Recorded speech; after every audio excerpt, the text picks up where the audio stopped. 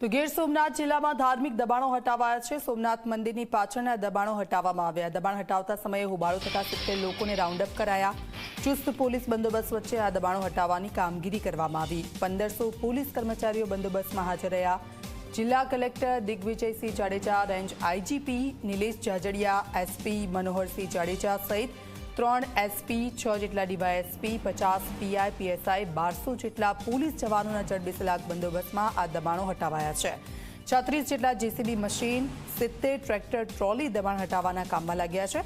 ધાર્મિક સ્થળો અને ખાનગી દબાણ હટાવવાની કામગીરી પોરબંદર, જૂનાગઢ, ગીર સોમનાથ જિલ્લામાં પોલીસ જવાનો, એસઆરપીનો ચુસ્ત પોલીસ બંદોબસ્ત સાથે આ કામગીરી શરૂ કરવામાં આવી છે। કબ્રસ્તાન, ગરીબ શાહ દરગાહ અને માધાપુરી બજારનું દબાણ હટાવાયું છે।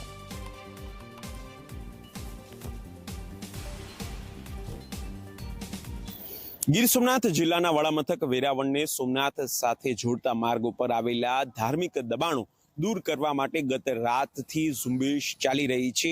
ગીર સોમનાથ જિલ્લા કલેક્ટર ડીડી જાડેજાની ટીમ અને જૂનાગઢ એસપી અને ગીર સોમનાથના ઇન્ચાર્જ એસપી હર્ષદ મહેતા આ બંનેના વડપણ હેઠળ જે આખી ઝુંબેશ છે તે ચાલી રહી છે।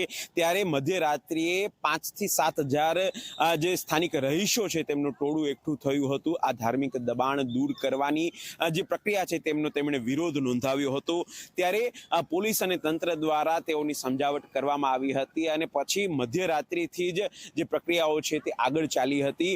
મધ્યરાત્રિથી જ તમે મારી પાછળ જે જોઈ શકો છો આ આખો જે વિસ્તાર છે 2 કિલોમીટર દૂરથી જ જે આ વિવાદાસ્પદ સ્થાન છે તેનાથી પ્રવેશ બંધી ફરમાવવામાં આવી રહી છે। પોલીસ છે તે પોતાના વ્હીકલ્સ, પ્રાઇવેટ વ્હીકલ્સની અંદર સતત પેટ્રોલિંગ કરી રહી છે।